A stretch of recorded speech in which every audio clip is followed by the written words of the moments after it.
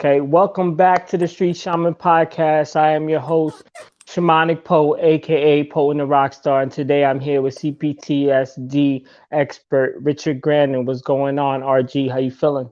I'm good, very good, sir. Thank you very much for having me on again. It's a real pleasure to be on the Street Shamans podcast again.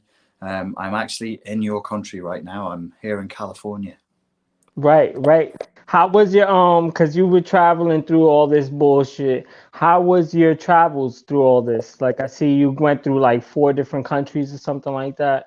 Yeah, or more in the end. So I went from Prague to uh, Malaga, and then from Malaga to Ibiza to Madrid.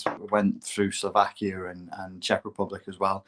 But to get into America now, if you're from Europe, you can't come from the EU or a Schengen zone country. You have to spend 14 days outside. So I decided to go to the Caribbean. I went to the Dominican Republic for 14 days and then flew up there into Miami, and I had no problems really. Getting into Miami was from the Dominican was okay. There was no real questions asked. I actually made a mistake at immigration and ended up going through passport control 3 times on the Dominican side, which was good fun. But yeah, no major problems. And then from Miami, flew across to Los Angeles. So yeah, finally managed to get in. Okay. Okay. Yeah. So from Miami, you went to Cali. From there, you went to Yes, Cali. yes. Okay. That's not Um, that bad. it was okay. Have you ever been to Miami? No, I haven't been all the way down there. It's I've been to crazy. I've been to Florida, but not Miami. How is it in Miami? I've been to Florida before as well. I think I've done Fort Lauderdale and maybe Orlando. Miami's I thought it would be a variation of that. Miami is not. It's a different thing. It's like its own state within the country kind of thing. It really is its own city. And I liked it. It's cool. It's very flashy, very intense. Um, and it's kind of like it's the real life version of what an English person would think Los Angeles would be like, but isn't. Miami Mm, actually is that. So yeah, I really liked it there. I thought it was cool. I thought it was really cool. right.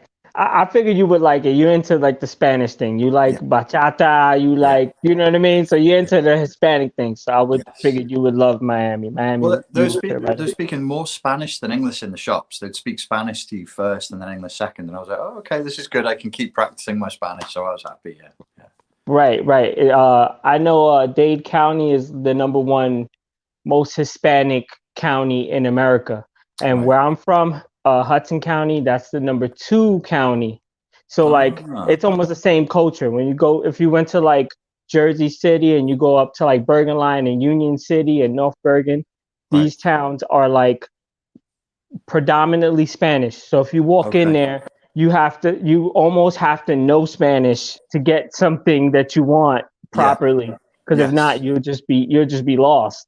Because Yeah. almost everybody that works there is like Spanish speaking. Yes. So it Yeah. is. It's like that.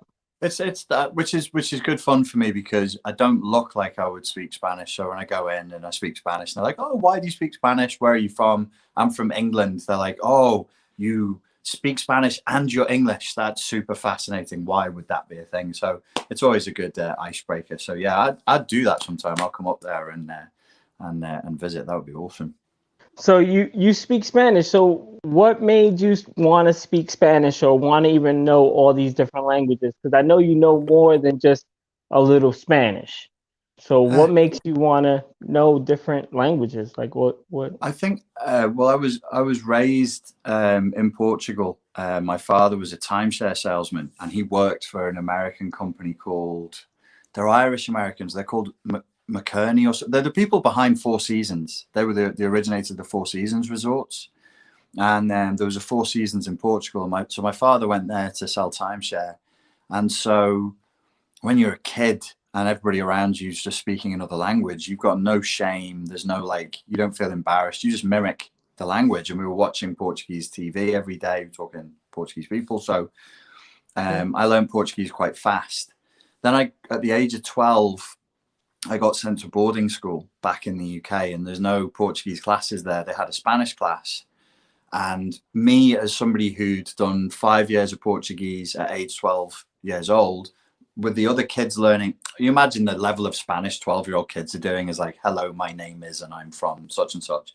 And I just Right. ate that up. I smashed it. To the point where by the time I was 16, I was in my local papers because I'd gotten like one of the highest grades for Spanish speaking in the country for that year in our exams. So, but it wasn't hard for me. It wasn't like, I didn't see that as an achievement because the transition from Portuguese to Spanish for a kid was just so easy. And my Right. parents moved to Spain to sell timeshare in Spain. So I was actually, it wasn't just study, then I was able to go and live there myself. And as the years went by, I've kept going back and living in Portugal and Spain, and it's just kept that openness to other languages going all the time. So you basically traveled all your life. Like you traveled back and forth here and there all your life, or I'm a gypsy. You wouldn't want to know how many schools I've been through, how many houses, continents, countries I've lived in.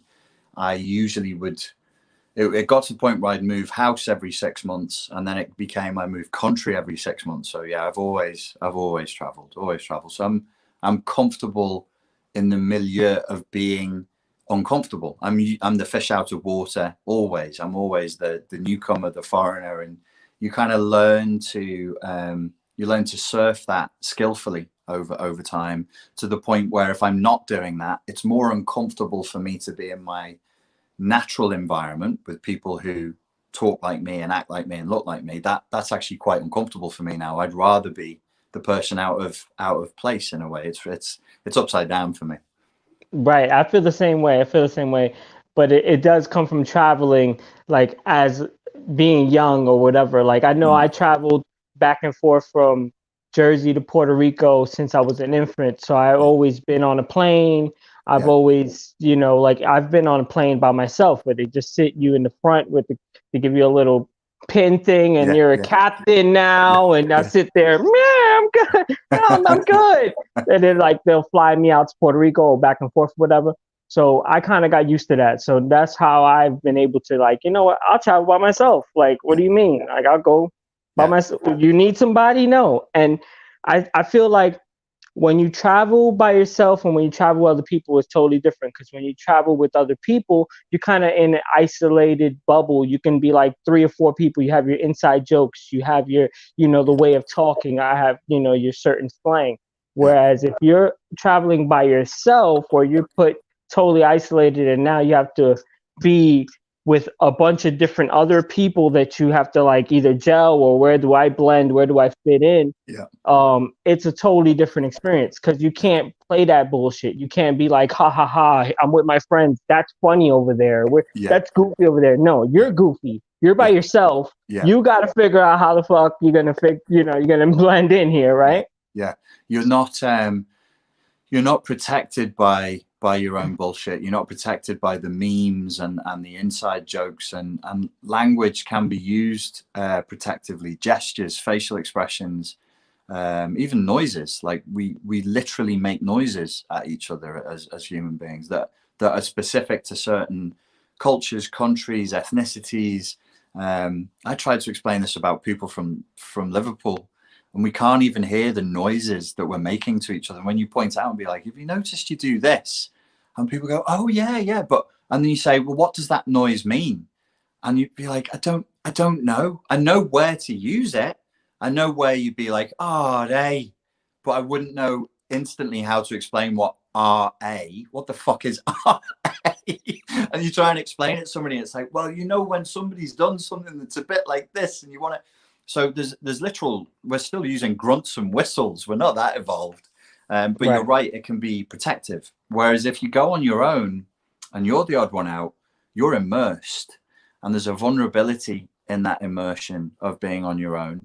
And I would always say to people, if you want to learn a language, do it the hard way. It's psychologically and emotionally harder, but your language ability pops open from the stress. So when I was a kid, one of the things that really sealed the deal for Spanish was I did an exchange, and they sent me to a farming village outside of Madrid, and it was no Nobody speaks English. No one wants to speak English. Nobody's watching English movies. You will, if you want to drink water, if you want to eat food, if you're ready to sleep, you better be speaking Spanish. And it was all day, every day, 14 days. And that really bumped my Spanish up when I was a kid. Really, and it really gave me a respect for that effect that you're talking about, which is, if you're dabbling at a language and you're like, oh, bonjour, je m'appelle, you know, that's fine. That's all very cute. But if you were in a survival situation in France and it went on for a month, yeah, you're fucking like immigrants who go to these countries who have to speak or die. If you're a waiter or waitress, you've got to learn Spanish, you've got to learn French, you've got to learn German like that. You'll learn so much faster than if you're just gently dabbing at the subject. Right, do or die, do or die. If it's do or die, you're gonna learn. You're gonna figure it out. You're gonna be like, all right, well, if I don't know this shit, I'm gonna sink. So I need to make sure I know what I'm doing here. Yes. Yeah, that's 100% right. Yeah. Okay, so I was introduced to you, or I found you literally after my first big psychedelic experience. The first one I found you because the first word that was really popping up in my head, which I'm sure I was doing myself, but wasn't really aware of the word or the term in concrete terms, which was manipulation. Right. So I found you and a video that you did with Ross Rosenberg, I want to say his name is. Yes. Yeah, Ross Rosenberg, yeah. So that's the first video. That's one of the first videos I found on CPTSD and MPD and BPD and everything like that. How did you discover it? What made you want to learn about it? What brought you into that world? It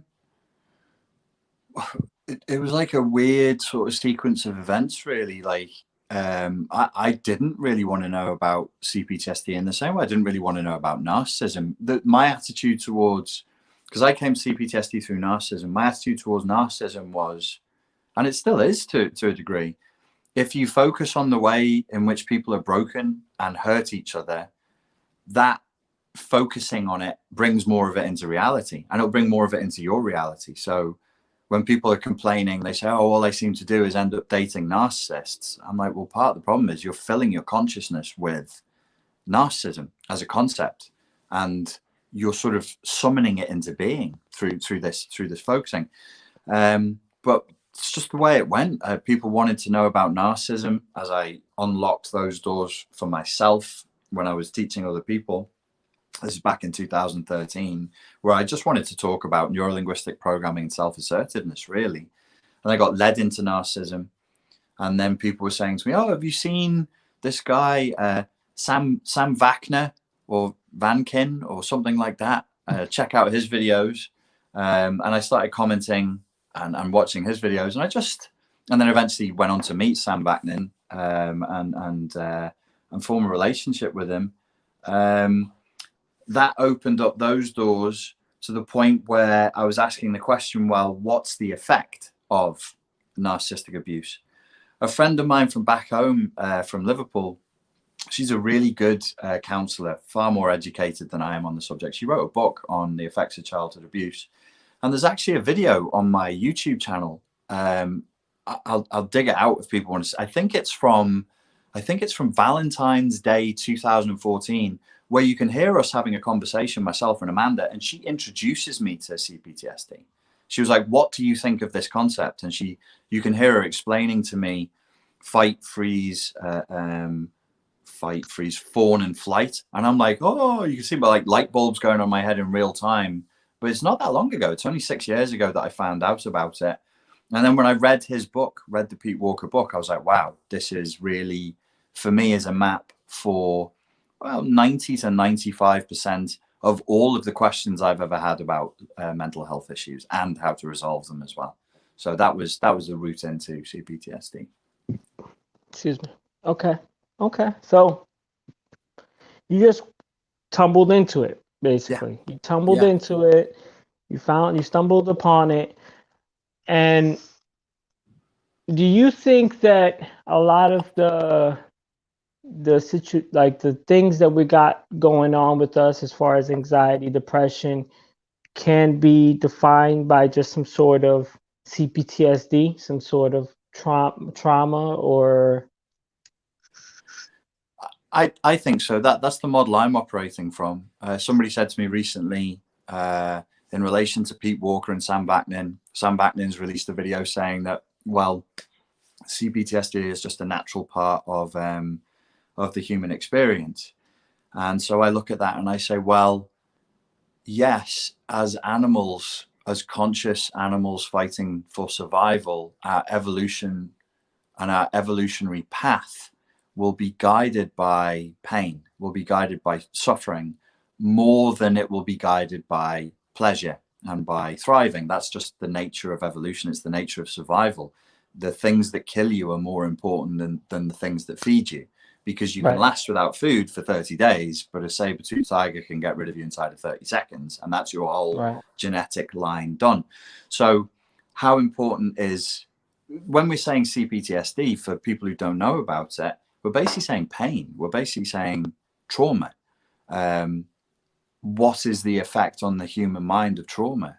Well, the world is formed in trauma. The world is forged in fire and through suffering and through repetition.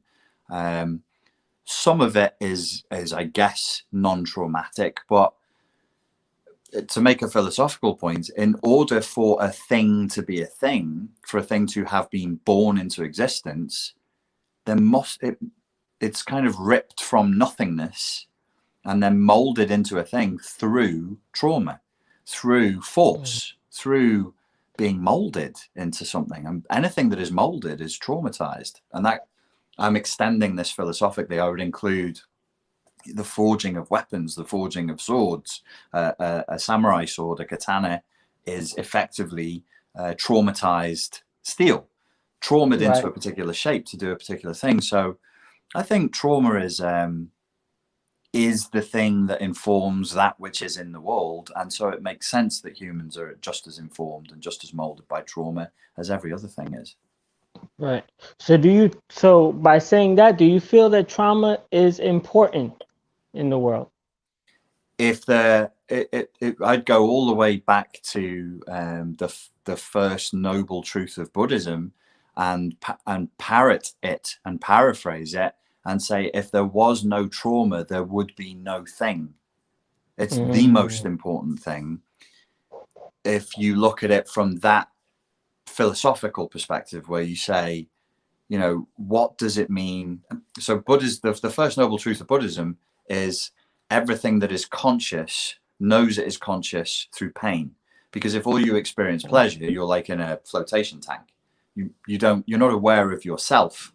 The boundaries of yourself is where your hands are cold and where they can hit the sharp edges of a table, and you can stub your toe, and your back is sore in the morning. That's how you know it's your back, because it's going, ow, this fucking reality sucks. It hurts.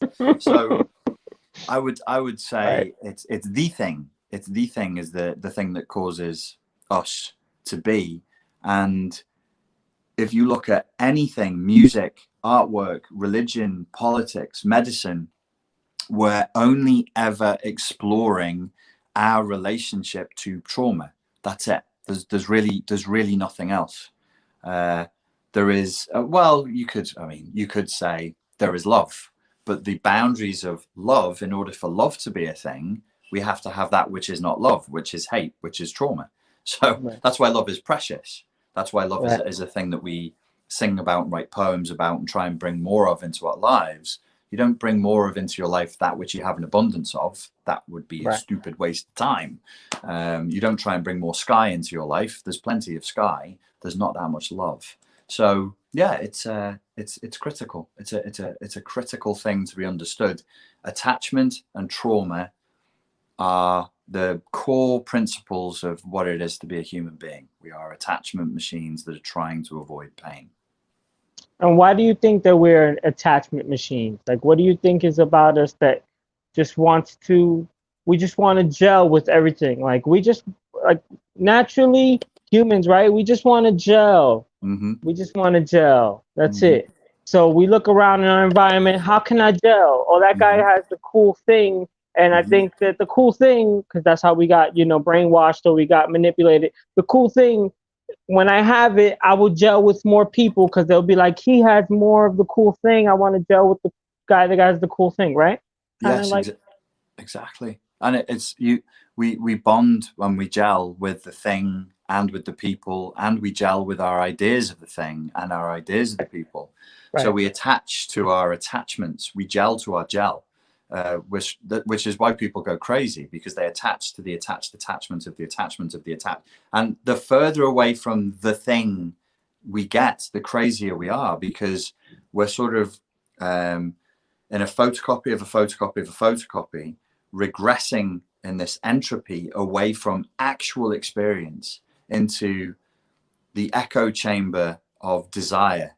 right, There was a book written by a Zen master called The Birds of Appetite, and it's like you hear the birds tweeting, and then you hear a recording of the birds tweeting, and then you hear a recording of a recording, and you're basically just chasing ghosts, trying to become satiated, and you right, can't. So everybody's walking around hungry and thirsty, and we even have this in slang. Like if somebody is thirsty, right, they're thirsting for attention. What's attention? Attachment. right. Okay, usually thirsty is sexual attachment, but why is sexual attachment such a strong thing? Because it's the most profound, intimate attachment we know, just outside of love. So, yeah, we're all thirsty, little whores, thirsty attention hoes. Right, right, right. And what makes us so thirsty? What is it that you think is going on in the world that makes us super thirsty?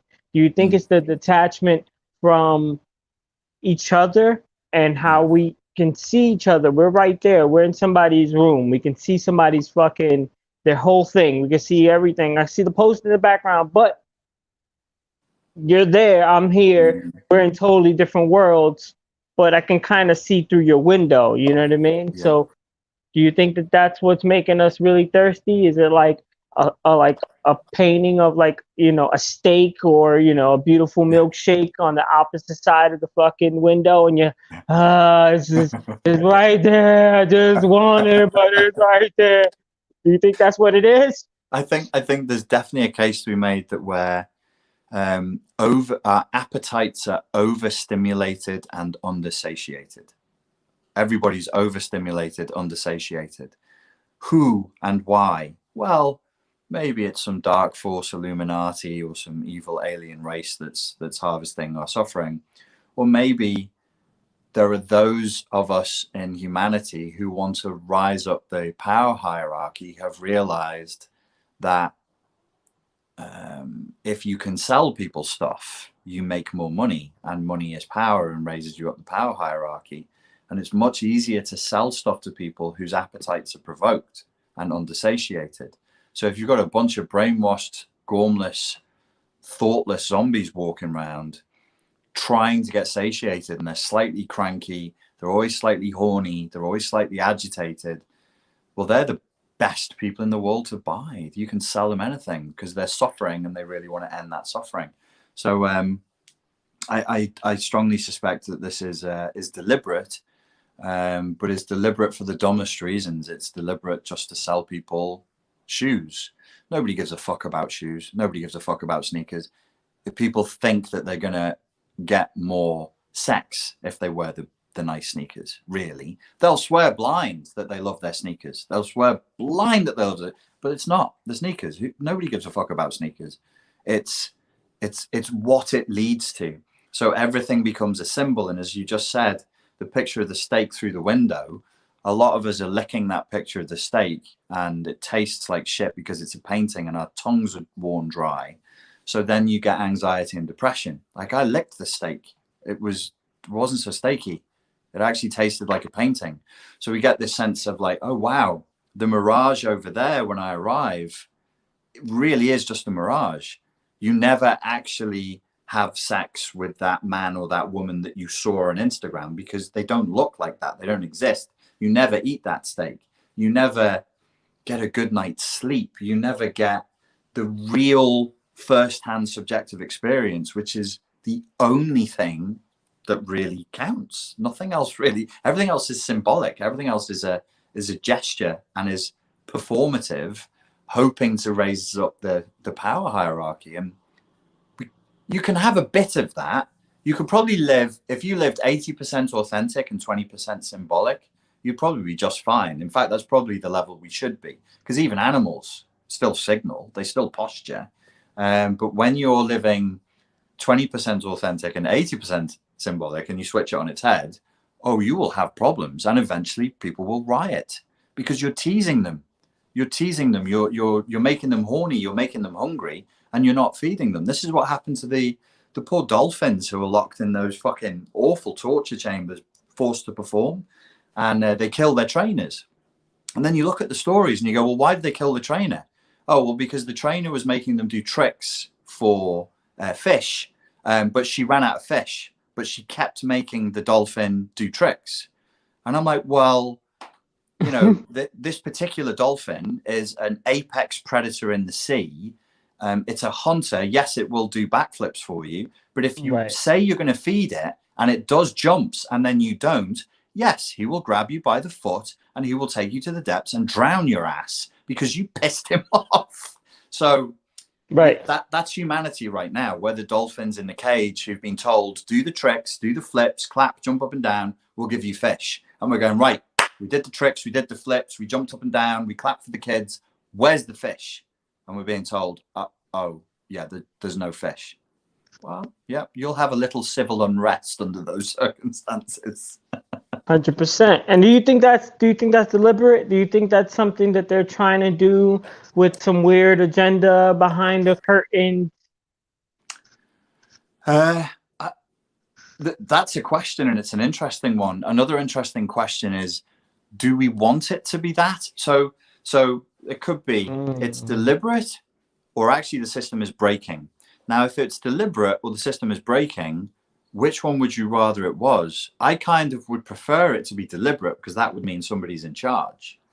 What I suspect is happening, though, is we are just in entropy, where the thing is actually dissolving before our eyes, which is far more frightening in a sense. Do you think it's deliberate, or do you think it's a collapse? I think it's a collapse. I thought it was deliberate a little bit, but I think it's just like people lashing out and a lot of like creativity turning the tides. You know, they're doing a lot to try to persuade people to go into a certain direction, and now people are going in that direction, but without the proper information to do so. So now it's just looking like a clusterfuck. Yes. That's the only thing that I can. Yeah, no, that's this year I've gone from, oh, this is an agenda, to no, this, or maybe there is an agenda, but the bigger story is that they can't actually fulfill the agenda because they're too disorganized. So if this was like a Nazi takeover, these would be the disorganized, bumbling Nazis who just screw it all up and it all just falls apart in front of their eyes. Hear us? Oh dear, have I disappeared? I'm good. I can hear you. I can see me. I can see us. The wheelchair. I'm sorry. Can you hear me okay? Oh dear. Can you? Can you hear me in the chat? And can you hear Richard in the chat? Sort of coming through. I'm going to jump out and jump back in.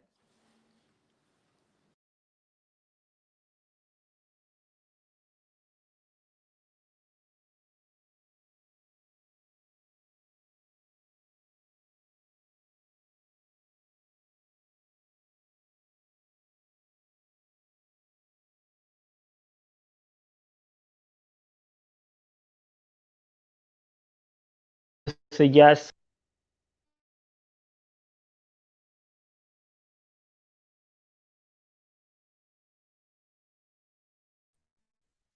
Can you hear me? Poe glitchy, Richie fine, frozen now. Can you hear me? Yeah, I'm good. I feel like I'm good. I'm moving in unison. Oh, I got to guess. That's Richard Grannon. Richard, you back? Can you hear me? Yes, but the sound is a little sketchy. Can you hear me okay? I can hear you just fine. Ah, that's good. I've got you now. I've got you. Sorry about that. It's the Archons. They kicked me out. There it is.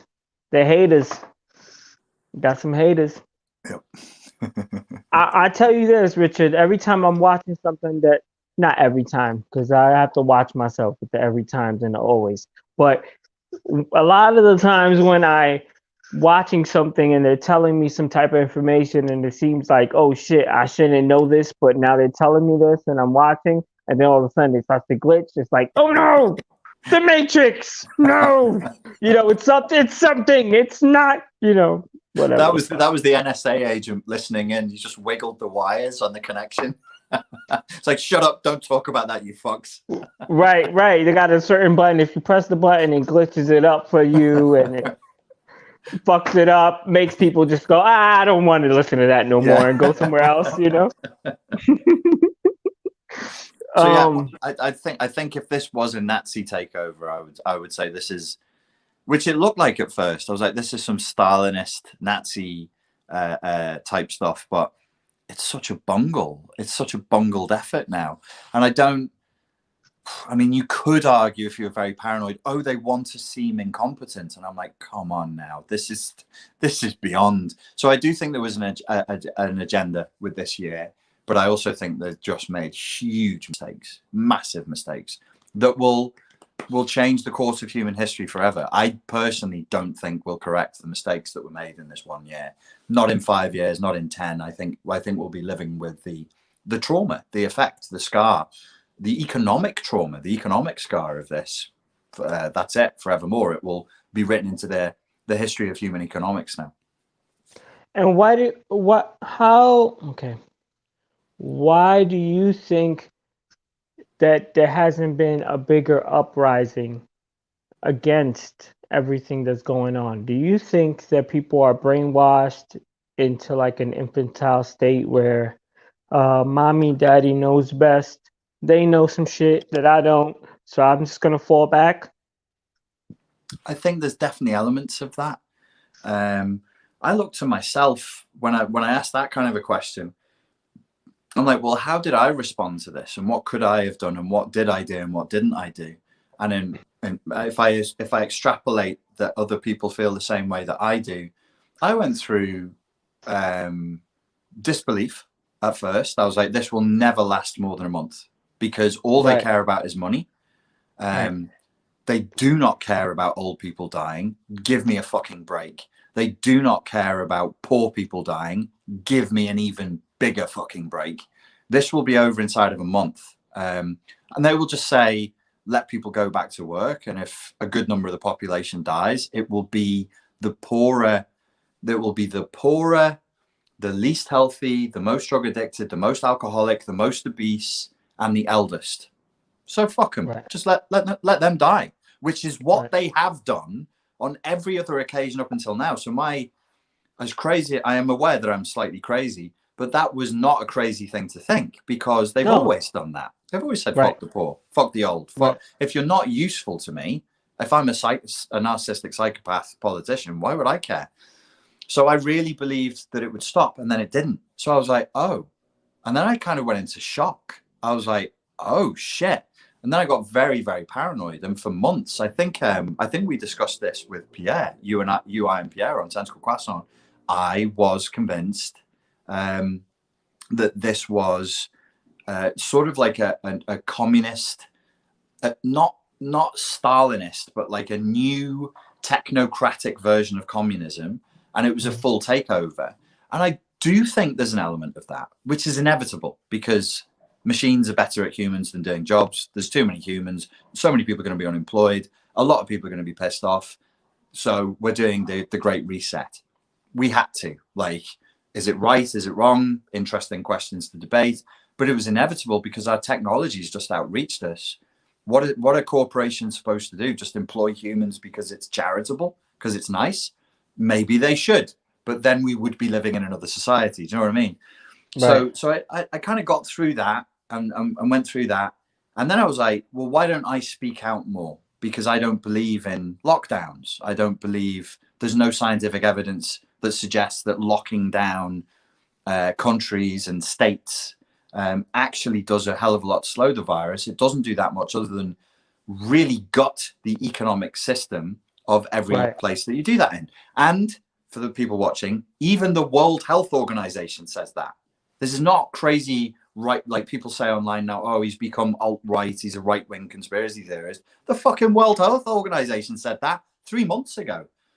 Right. The disease itself was downgraded on my birthday this year on the 19th of March on the government website. They said this is not, on the 19th of March, the scientists and the government acknowledged this is not the threat we thought it was. So why, 9 months later, is the UK still in lockdown? Is California just went back into lockdown? New York is in lockdown. Why? So then I started to say, well, I should really be protesting. Why don't you protest? And then I said, oh, because I'm scared. I don't want to lose my YouTube channel. And they are canceling YouTube channels. And for those watching, you might think that's petty, but my whole business enterprise historically is built like the tentacles of YouTube are buried deep into my YouTube, and my business walk hand in hand. They have done since YouTube started in 2005 when I used to teach self-defense. I've never been off YouTube since YouTube began. So that's 15 years. If YouTube tanks me for life and says nothing Richard Grannon ever does can ever go here, it would be pretty much like getting fired after working in a company 50. It's a big deal. It's a big deal. So I was afraid. So I assume everybody's gone through the same thing. Yes, people are brainwashed. Yes, they're infantilized. But I think there's shock, there's depression, and then there's fear. You're like, well, I don't know what would happen to me if I went down to a protest in London tomorrow. I don't know what list I will end up on, and you know, who's going to start watching my emails and my internet history. I don't know. So yeah, there's reasons to be, there's legitimate reasons to be cautious about protesting at this time, I think. Right. 100%. Yeah, and I understand that. Like you went, what is that, 15 years on YouTube? Mm-hmm. So you're not going to try to jeopardize that. And I've noticed that from a lot of podcasters and YouTube channels that I've skimmed through. Mm-hmm. I've noticed a lot of people, even if they do know that this is kind of like bull or whatever, Mm-hmm. they kind of like address it like, well, we're not going to talk about that. All right, go to the next topic. Skip that shit. We're not going, because there's no reward. It's just like, yeah, you want to be the person that tells the truth. You want to be the person that gives, you know, the real to the people. Mm-hmm. But the way everything's set up with the platforms and everything is just shutting everybody down. You know, like I got what was it? I got blocked 3 times this year. 3 times this year from Instagram for at least a week or 2 from just posting shit that was real before they got a hold of the fact checker shit. Yeah. They were blocking me for a week or 2 and saying, "Oh, you were using a bot." And I'm not using a bot. I'm liking people's stuff that I like and I'm posting or whatever. Like, no, you're using a bot. They would just, and I would notice now, like, I'm really into numbers. So I'm looking at the numbers. I'm like, okay, I put up a post about certain things, even if they don't fact check me, even if they don't block it, fine. They're showing it to less people.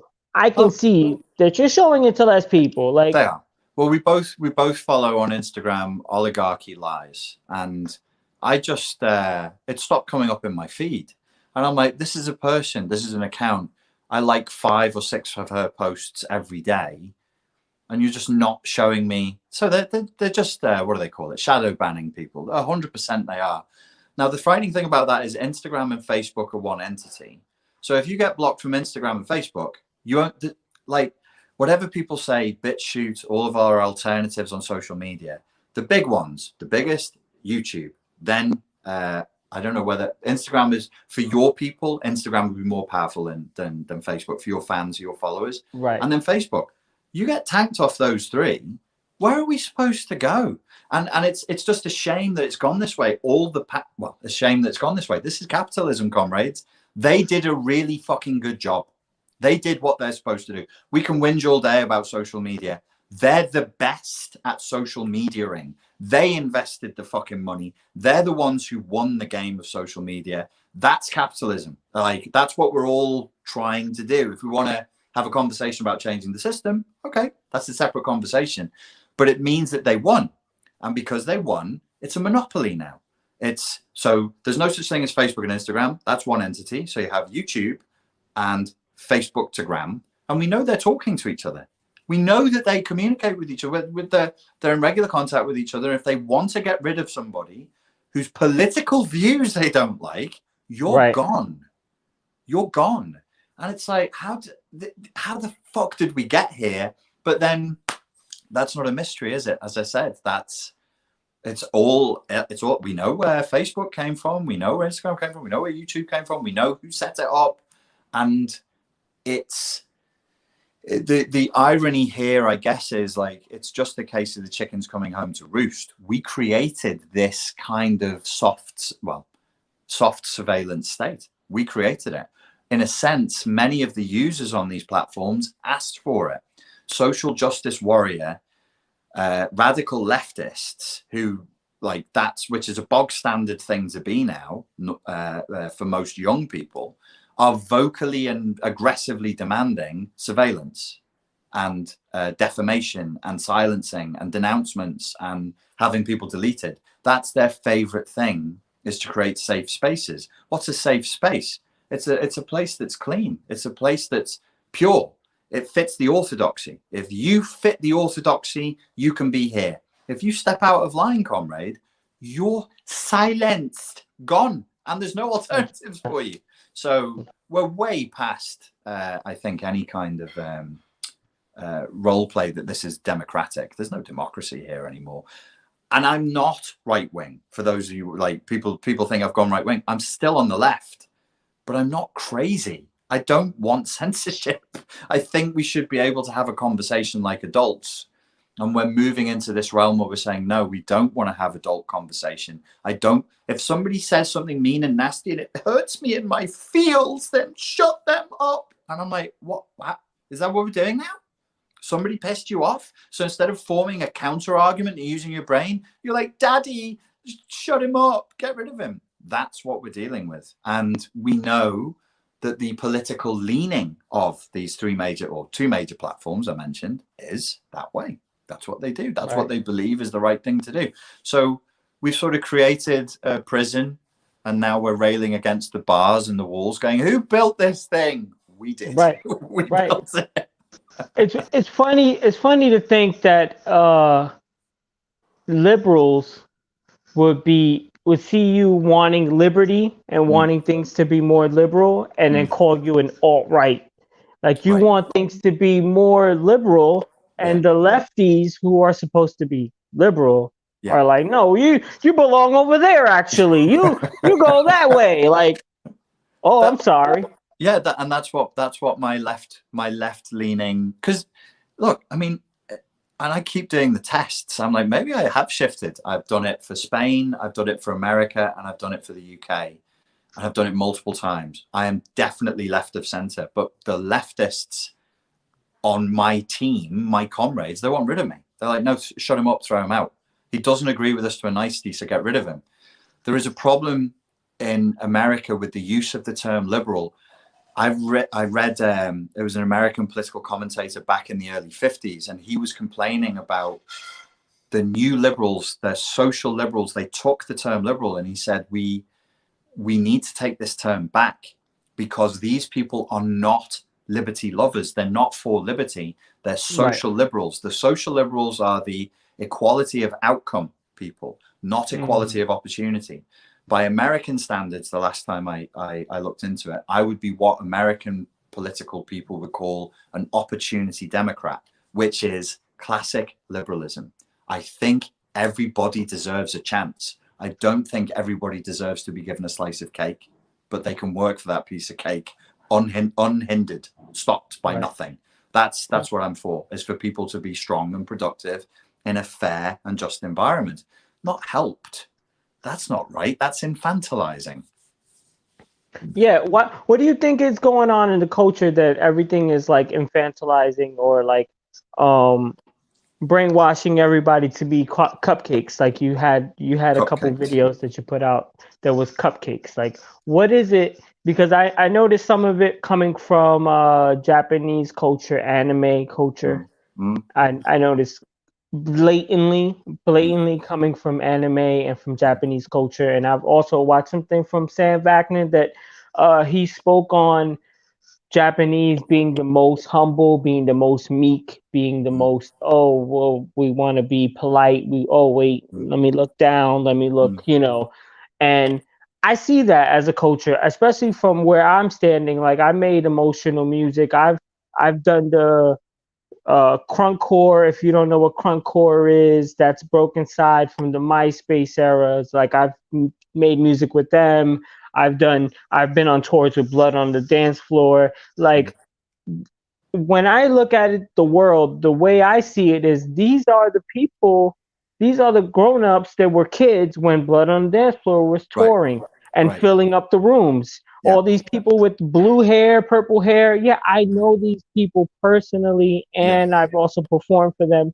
And yeah, there are very, oh my God, that's so cute. And at the same time, it's, you better not do that shit. I will yeah, tell you right now. Like they're the yeah, same person yeah. that looks bubbly, looks cute, looks like harmless, but at the same time has these, their shadow side is coming out Yes. and they haven't figured out how to balance it. And I think I've been one of those same type of people myself. So, I I'm definitely speaking. have been. I had the purple hair, and was very. I think Rich, it. well, hold on. Richard, you had the purple hair? Yep. We got to stop this. You had the purple hair? Yeah, I What think kind of purple hair? it was like a beautiful dark purple, and I had a pierced eyebrow, and I was on the studying feminism as part of my psychology degree. And everything was going so well until Okay.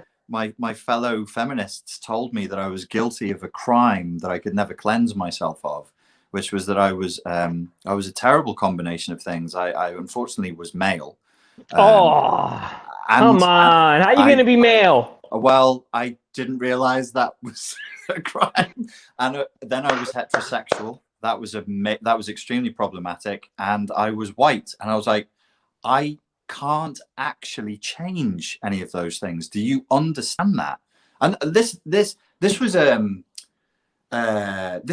this was like a literal scenario that played out where I was sort of held in a mini court in the student guild, because I was promoting Muay Thai, and the people who I was studying feminism with were like, "Well, this is aggressive, patriarchal, violent, and I don't know, maybe promotes rape culture or something." And I was like, "What are you saying to me? I'm teaching people whether they're gay, straight, men. I'm helping to teach them to protect themselves if they're attacked. Isn't that what we want? Don't we want people stronger?" And they said, "No, they shouldn't have to be stronger. Nobody should ever attack them. That's the problem." And I was like, "Yeah, in your version of Narnia, nobody should ever attack anybody, but they fucking do." I Right. was glassed for being gay. I was hitting the I was in a gay club, and I got glassed for being gay. And I was like, Right. so my response to that wasn't, um, we should change the world so that nobody ever hits gay people. My response to that was, well, I better start training harder, and I better be careful. And when I go out drinking, I better watch the environment. The responsibility was on me. Right. Bruce Lee said something along the lines of, the wise man adapts himself to the environment. The fool tries to adapt the environment to his needs. There's only really two ways we can go with that. And it didn't seem to me wise or even realistic to change the environment. I mean, I was an idealist. I was kind of a social justice warrior. I was a full radical leftist. But I Right. didn't, when it actually came to the crunch, I was like, guys and girls, we can't, you're not going to change the world like this. No, no, we can. We can make the world safe. And I'm like, how? We were all studying psychology, and we had this argument. I was like, what about human nature? We can't, there'll always be narcissists, there'll always be psychopaths, there'll always be predators. But if we're strong and we're smart, we can fight them. No, they just Right. shouldn't exist. And they kept on saying that. They shouldn't exist. nobody should be catcalled. Nobody should be bullied. Nobody should ever be attacked. And I'm like, nobody would disagree with you. You're right. But this isn't Narnia. We're not fucking fawns and centaurs. This is the real world. They will be. So now what?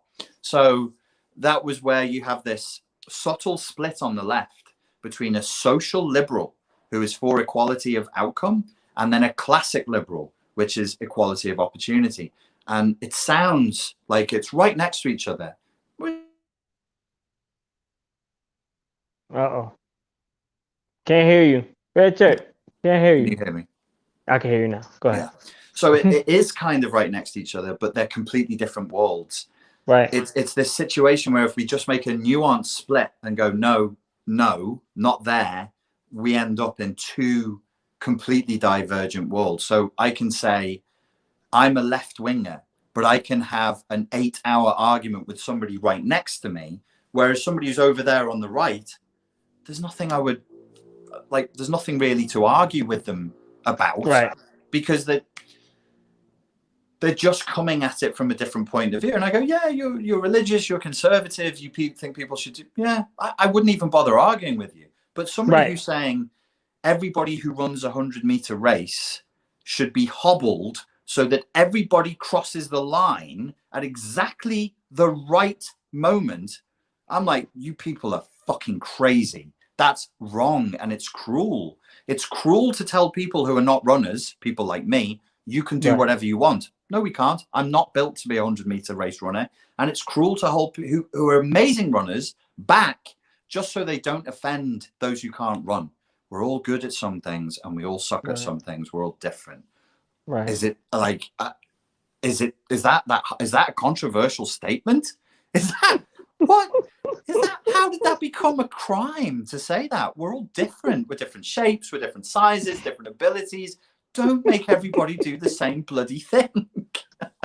So that leads me to a question I actually wrote down here. How do you think the modern way of overprotective parenting is affecting the new kids coming up? How do you think that it affects those new kids? I think we're seeing it. We're seeing the effect. We're seeing entitled snowflakes who are hypersensitive. It's not their fault. It's kids. Kids copy adults. And if the adults are telling them, you're sick, you're frail, you have this problem, you have this psychiatric condition, you need these drugs, you need these drugs, you need, what are we doing telling these kids, you need drugs, you need like Ritalin, what do you have in America? It's Adderall, which is Adderall, like one, Ritalin. Yeah, and it's like one chemical combination away from crystal meth. Yeah. And I'm just going, really? You need meth. You need meth. You know what you need? You need some fucking meth. If you had some fucking meth, you'd be fine. That's your problem. They say that to 8-year-olds. They say that to I know. And the problem, it blows my fucking mind. And you just go, well, what's the 8-year-old doing? Well, you know what happens when we have a class and sit down, he jumps up and shouts. I'm like, does he? Is Adderall enough? Have you considered executing him or chopping his legs off? I mean, of course he jumps up and shouts. Of course he does that. They're kids. But no, we can't deal with kids now. No, kids aren't allowed to be kids now. They should be perfect little robots that do exactly what we want to a nicety, performing exactly the way we want, or else they're guilty of some psychiatric condemnation. They're psychopaths. They've got oppositional defiance, and they need hard body-altering drugs for years that we have no idea what the long-term effects of are, by the way. Yet we won't know for another 50 years. In order to rectify their awful behavior. And I'm like, well, they're not serial killers. They're just a bit noisy. And probably they're noisy because they're fucking bored, because your classes are shit and boring. They bore me, and I'm 42. I wouldn't 100%. Sit through your classes. I wouldn't sit through this shit. 100%. 100%. And do you think that that's what they want to do? Is they want to make everybody like a fucking robot or something? Or I think that we've entered an age of Pierre got me onto this. It's a new religion. It's a new. We tried to stuff religion down, and it's done a Jungian, reach around the corner. It's come back out this way. It's like, oh, this is so now we need to be pure in this way, and it's come through in politics and psychology. We are living with a really malignant utopianism that is based on the most woeful naivety imaginable about human nature, where we want to be pure angelic beings, and we're not. We're just not. We're rough, nasty, dirty little predators. We can be mean. Savage. We're savages. That's how we got here, through murder and death and awfulness. And these people hate that because it doesn't fit in with the skinny jeans and the gingerbread latte. So they're trying to change. But they're not doing it practically. They're trying to do it inside their heads. It's got this quality of mental masturbation to it. Like, if I wish upon a star, if I just wish hard enough, humans won't be what they are. Sorry, kids. Let's just deal with the reality of it. Like the Greeks did. The Greeks said, basically people aren't fantastic. They're not great. But with training, with discipline, with some motivation, we can appeal to the virtues, the better parts of our nature. That means we don't eat the cheeseburger all the time. We don't watch 6 hours of Netflix. We don't wank ourselves dry. We might just have one wank and then stop and go and read a book. Some element of restraint. You asked me why we're here. And the wanking brings me back around. The Greeks and the wanking bring you back to everything. It's consumerism. It's consumerism. So if you want people to buy, you overwhelm them with choice. You overwhelm them with a sense of entitlement. Pantene won that particular slogan. I don't know when they came up with it, probably 15, 20 years ago. I think their slogan is either you're worth it or you deserve it. And if you're in marketing, tell people they're worth it or they deserve it, or it's about them and how wonderful they are. Stroke their narcissism and you can sell them anything. So we're constantly getting that message.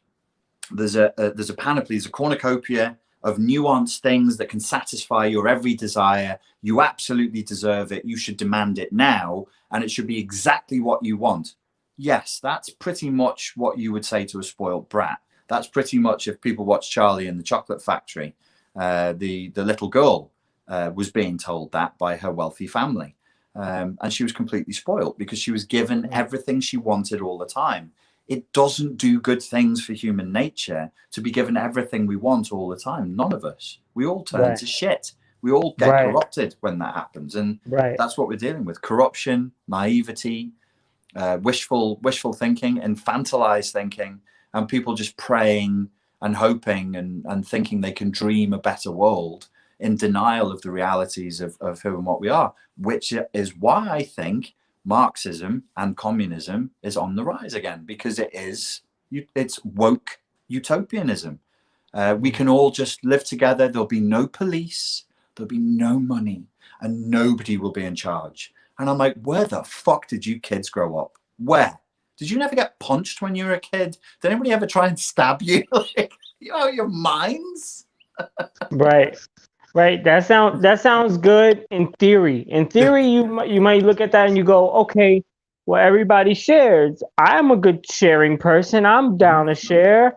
I can give and take, and I don't need that much. Yeah. But then you get into a certain situation where you got those motherfuckers that they don't give a fuck about none of that.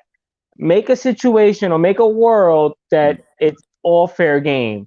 Yeah. So now the guy that doesn't want to share says, I'll take that. Thank you very much. Yeah. Go fuck yourself. And then you sit there and you go, wait a minute, but we're supposed to all share. Then what? Yeah. Because we're not supposed to fight either. When the war is not a thing either. So we're, hey, grab him. Now what we're doing? Now we're gonna end up in this. I feel like we'll end up in the same situation. Eventually, it'll loop back around and we go, wait a minute, that doesn't work. Let's go back to the fucking thing where we're keeping money. This is the weird thing, is like, that's actually what Marx predicted, is that we'll end up with, when the workers, this class warfare takes place, when the workers take over, they'll become the new elites. And I'm like, how's that? Like, how's that a political ideology? That just sounds like the plot of a sci-fi story with an infinite number of sequences. It's very interesting. He was so smart, way smarter than I am, really clear thinker, saw things very clearly. And I'm like, I don't know whether he wanted people to pick this up and literally take this as an ideology, or whether he was just presenting it as a philosopher and going, hey guys, here's something for you to argue about on a dark evening. But people have taken it, again, naively. They've taken it naively and gone, no, we should actually force the world to be this at gunpoint. And then we wonder why there's always been bloodshed whenever there's been communism. People who are raised in universities will go, oh, they just got it wrong. They just got it wrong. They didn't get it right. I'm like, well, tell me how you get that right. Somebody please help me understand, because I've spent years trying to understand this and it makes no fucking sense to me whatsoever. Humans are not ready for this, I think, is where I've come to. 100%. Yo, Rich, I know we passed an hour. I don't know how much time you got, but if anybody in the chat wants to ask a fucking question, you can ask a fucking question and we'll answer it. Absolutely. Sometimes I like to use my curse words, Richard. I like to use curse words. It's fun for me. For me, it's fun. I never use curse words like you are. Like, I don't get like. I like to, when I'm upset, I will break somebody down in a very intellectual way of a part of my brain that I can't get to. But normally, when I curse for fun. I think as adults who probably are talking together and are following you or following me because they've faced depression and anxiety and battled through alcoholism and suicide thoughts, can deal with naughty words like poop. I would hope so. I would hope so. All right. Pam says she was never clear. Pam, you better be clear. All right. Did you get the question? The map is not the territory. Our ideas about reality are not reality itself. That's what it is. So we have a map inside of our heads running about what the world is, and it can never be it's kind of reminds you to be humble. Like whatever map you have is out of date, because the world is dynamic, it's flowing, it's moving. So our ideas about reality should not be confused with reality itself, which is a great thing to say to cultural Marxists, actually. So are you saying that like the way we look at the world isn't the world because we don't have the whole picture? We just have like a certain like puzzle piece of the picture. Yeah, we just have models. We just have models running, which is, I think, one of the things that I've sort of come to over the years. It's kind of a weak conclusion, but it makes sense to me. Is like, just please nobody be certain, and please nobody be certain enough of your own map of reality that you force it on somebody else. And if you're so certain of your map of reality that you try and force it on somebody else with violence, you really have to start questioning where you're coming. Like, that can never be right. How are you so sure? How? Like, I have odd socks on again. And so I'm supposed to say to somebody, I know how all you people should live, to a nuance, how you should have sex, when you should poop, when you should put your sock. I know. And if you don't do it, I'll kill you. Right. What the fuck is that? Like, how do we let people ever get away with that? Whether it's politics or religion, we never should. 100%. 100%. Zappa says, what is a safe boundary on adapting to an environment? This is where, if any moral philosophy is fundamentally asking that question: how much is too much? How much should you adapt to? How much should you resist? The problem is people really struggle with all questions like this nowadays, especially when it applies to boundaries, because they've got no moral philosophy. And that's deliberate. The moral philosophy is deliberately being eroded from culture so that people become effectively empty cups. Because if you're full, I can't really put anything into you. But if you're empty, I can fill you with whatever brainwashing I want. So fill your cup with your own moral philosophy. You decide what is good and what is bad, what you will do, what you won't do, and make that decision for yourself. Because if you don't, somebody is going to make it for you. Yeah, 100%. All right, we got one last one for you, Richard. So you got to get out of here. Tip for improving reality testers or improving critical thinking and discernment. On a recent interview with Bryn of West Australia Real, I said that it's more important to wrestle with the question of what is right, what is wrong, and how a person should live. Let's just ask yourself that question every day as an ongoing discipline, an ongoing sort of like, you just have a think, just go out in nature and be like, what is good? Oh, what is bad? What should I do? What should I not do? It's more important to do that than to come up with conclusions. In fact, if you come up with conclusions, you're probably wrong, because in a year's time, they'll seem goofy or cliche or out of date or silly. We don't need the conclusions. We need the skill of asking the question and wrestling, so that you have the respect when you come into contact with another human being and say you argue and you disagree. You have the respect and humility to know that they're wrestling with those questions as well. And neither of you knows. Nobody knows. We're not gods. We're not gods. We're just these stupid little things with eyes on the front of our heads. You know, we don't live for very long, don't know that much, trying to do the best we can.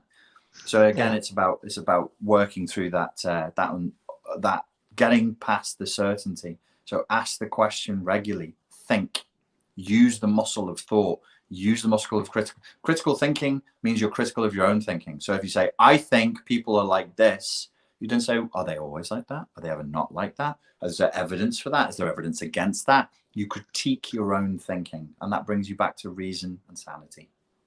100%. I think that's a big muscle that you get to flex when you're writing. If you're writing anything, that's why you would say write in a journal or write it down. Because when you're flexing that muscle, for me, like making music, if I'm writing song or I'm writing a journal, writing a poem, that makes me think, okay, why? Yeah. So I feel like this, but why? Yeah. But how come? But what happened around you? What is the, so then you get to express, like, you almost get to, I won't say you will, but you almost get to express every element or every side of it. That's how when I make music, that's the best way I can express some shit. When you're a creative, you've got such a wonderful gift, because you can externalize an emotion and you can represent it symbolically, which makes it a safe and poetic way of accessing the emotion, as though it were not yours. And you can spill it out, and you should spill it out, and then you walk away and you come back 2 days later and you look at it as though it was not yours, and you're like, wow, that's interesting. Did that really come from me? Right, who made that? That's me. That's me, Richard. I'm like, who the fuck made that shit? I ain't made that shit. What the fuck? I have the same thing. People say, like, oh, you said this in a video, and I'm like, I don't remember saying that shit at all. I guarantee. Yeah, I know that. I looked at you one time. I think I tried to ask you something in the last video. I'm like, it looked like he was like trying to go through the memory bank of like, when did that happen? Because I do this all the time, and I don't know. I just say some shit, and sometimes So, Richard, thank you. Do you want to end it out? Do you want to close this out for us today? I'd just like to say thank you very much for having me on again. It's always a pleasure being on the Street Shamans podcast. Thanks for showing up, man. No problem. To shout out to Pierre and UG Rose, and it's been really good. And I would just say thank you, mate, for what you're doing. And if you ever want me on again, I'm more than happy to come back. Thank you, man. I appreciate you. All right. Thanks, everybody in the chat, for your words, comments, questions. Thank you for your time and attention. Richard Grannon, Shamanic Poe, Street Shaman